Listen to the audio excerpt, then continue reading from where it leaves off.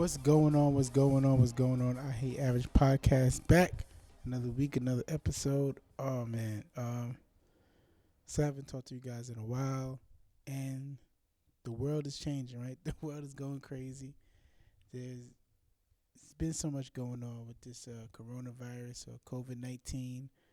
Um, it's been interesting. I've been trying to stay positive. I hope you guys have been also. Um, to me, I don't want to say it's negative or positive. I just feel it's just been very, very interesting lately. Things have just been getting interesting. We're learning what's what, right? We're learning who's who. We're learning who can handle pressure, who can't.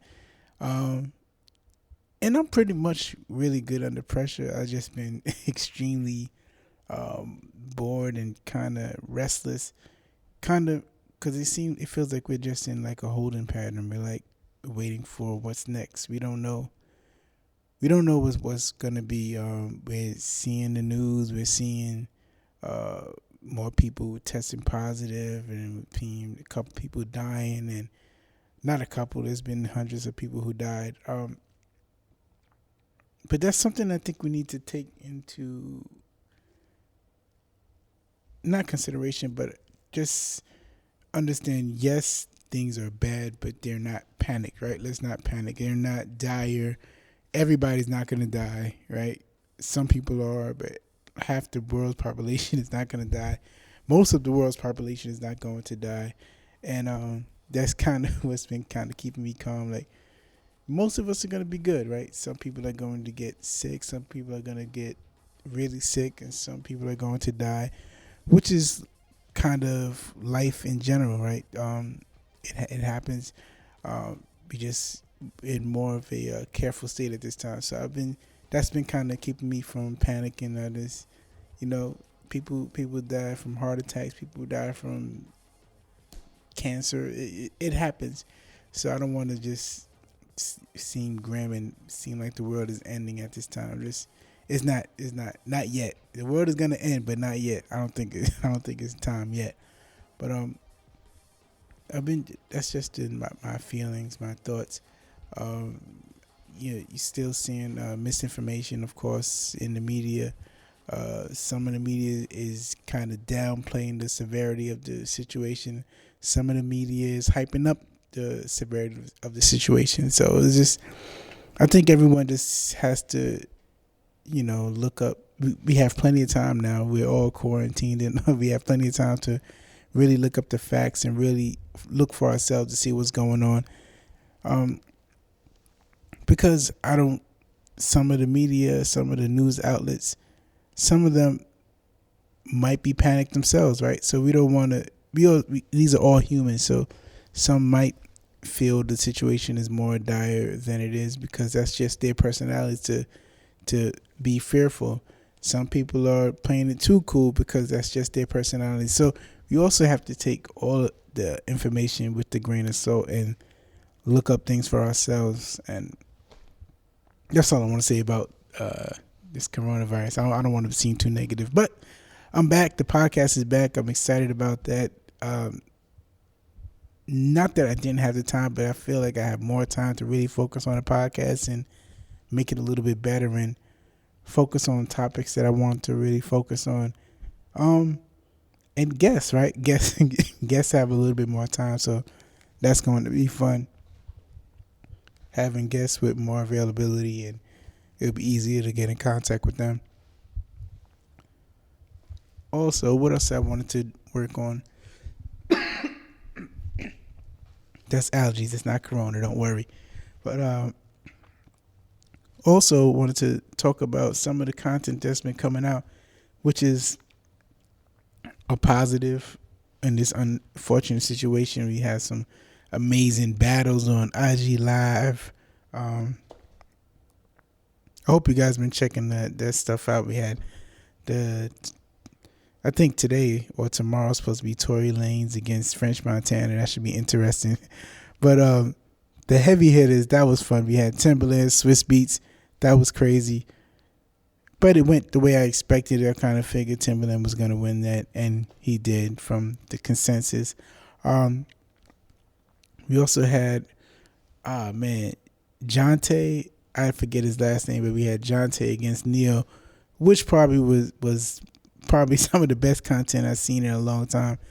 Not just with this situation, but um, just been interesting just to see the competition and these guys knowing each other's music and some of the hits that, of course, we hear every now and then, but knowing who really made it and uh, how excited they are to play their own hits. That was the fun part of me. Like, oh, wait till you see what's next. I got something for you. You know, that was fun for me to see that the reactions, seeing them live, right? That podcasts and other ways of content, there can be sometimes so produced, so we don't see the real personalities or the real reactions. But to see these guys really get excited, see their real reactions in real time because they're on live, that was really fun. Um, and it's something I don't see that can be recreated. I think that's the perfect medium for things like this.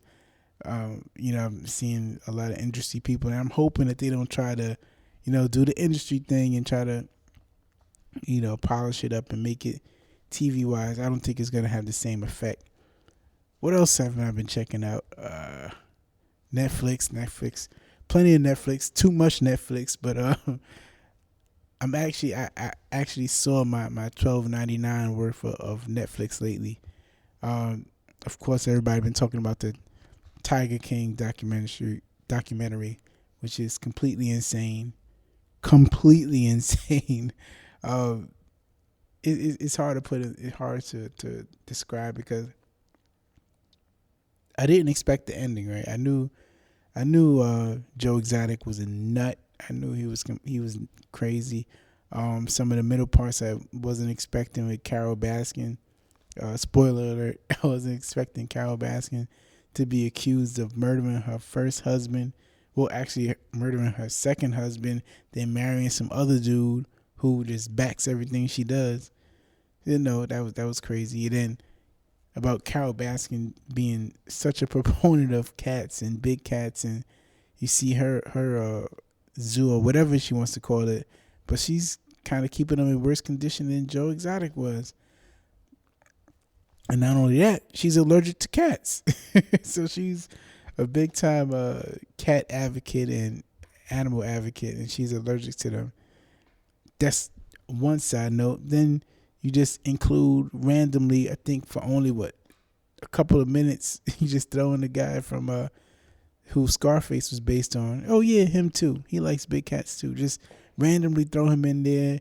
No further backstory, no further information on the guy. Just quick little snippet and get him out of there. That just shows how crazy the documentary was. You got the guy who Scarface is based on. He only gets about 5 minutes. Everybody snitching on each other. Dudes is marrying dudes and they're not even gay. You got a cult basically on the other side. This guy who becomes a cult leader. He has women marrying him who can't leave his zoo. Crazy, crazy, crazy documentary.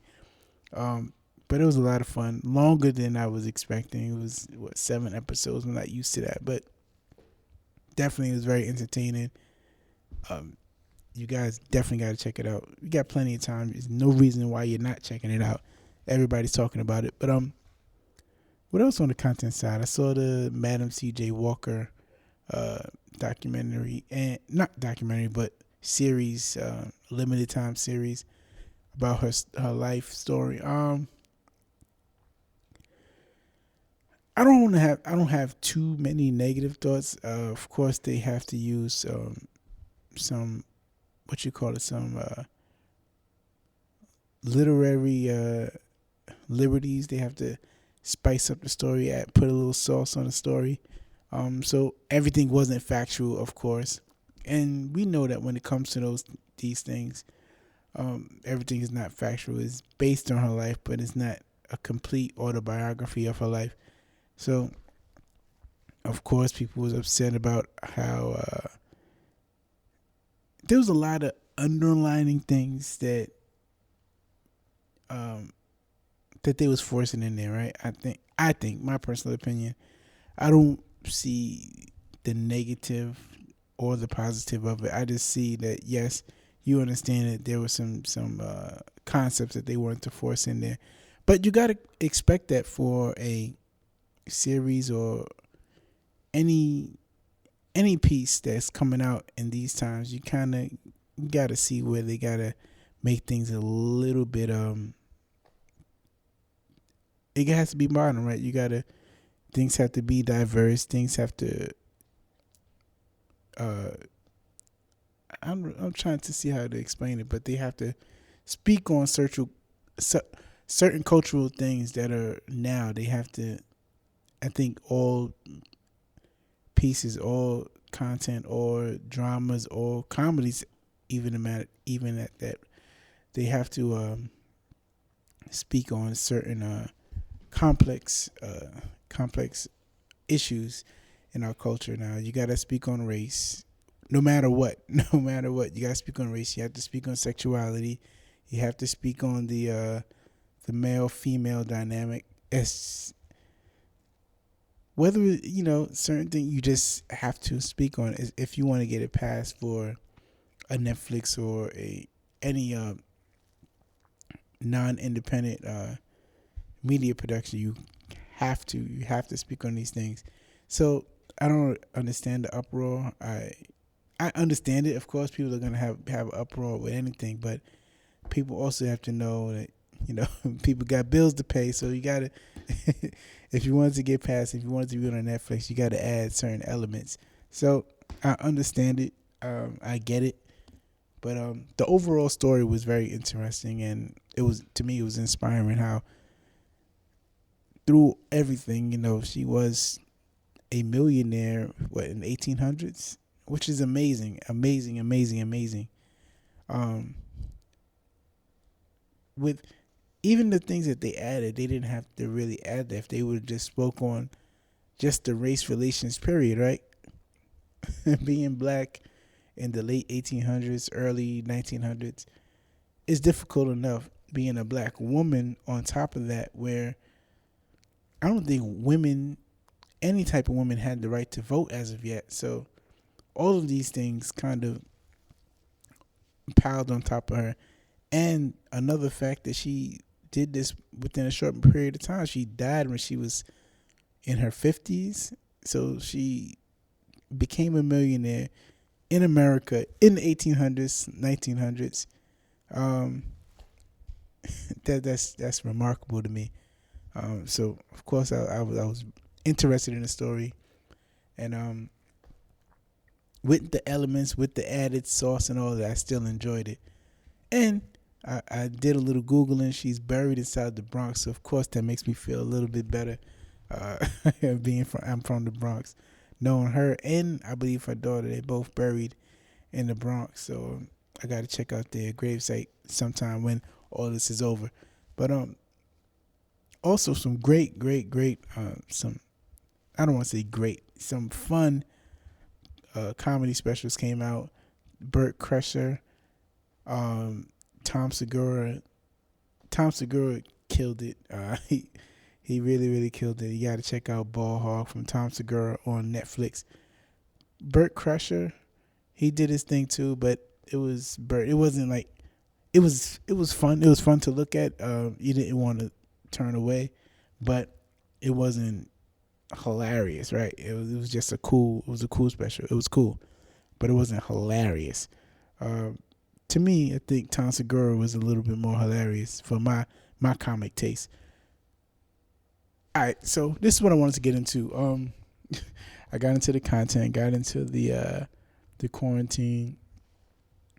I don't want to get into no conspiracy theories, but do want to get to this. I want people to use this time as a reset. I know everybody's been drilling that in your head, and everybody's been thinking that, but I really think it's true. I think this time is really a reset because so many things are gonna go under, and I don't think the world, or that's something that people are not speaking about. It's a reset financially. So many people that were 6-figure earners or even 7-figure earners are going to be on the same playing field as the 98%, right? It's a lot of course, the 0.5% is still going to be, like they say, the 1% or the 2%. I forget what they always say, but a lot of them are going to be resetting as much as we are. So I think the playing field is being level. So I think it's time to sit back, reevaluate where we want to be, what we want to do, and start moving in that direction. Right? We got 30 days to do it. It's April 1st right now. We have 30 days to do it. By the 30th, everybody should be back up and running, and we got a chance, right? I think it's an opportunity for everybody. And being that so many businesses are going to close up, real estate is going to be cheaper. This is just my purview where things are going to go. Rental space is going to be cheaper. There's going to be different mediums of media and content. It's going to be, to me, I think it's going to be so different in the next 30 days where everybody's going to have a chance. And this is a chance for another chance for the American dream. I think they created that narrative. I think, what was it, World War I or World War II, the narrative of the American dream. And I think we have a chance again where they're going to be pushing that narrative again for the American dream. And I think people really, really have a chance to get that. And I'm hoping that people really take a chance and reevaluate, reassess, reinvest. And, the playing field is really going to be leveled. It's crazy. It's sad. It's unfortunate. But it's also an opportunity. So with that, I'll talk to you guys in a couple days. I just wanted to put a new episode out there because I haven't talked to you guys in months. Let you guys know where my head is at during this time. Please, I want to hear some feedback. DM me on Instagram. I Hate Average Podcast on Instagram. How else can you reach me? Show@averagej.com. Show@averagej.com. And check out averagej.com because I'm going to be updating the website this week. I'm excited about that. We got so much time, man. It's time to reset, regroup, reinvest, and I'll talk to you guys in a couple days, man.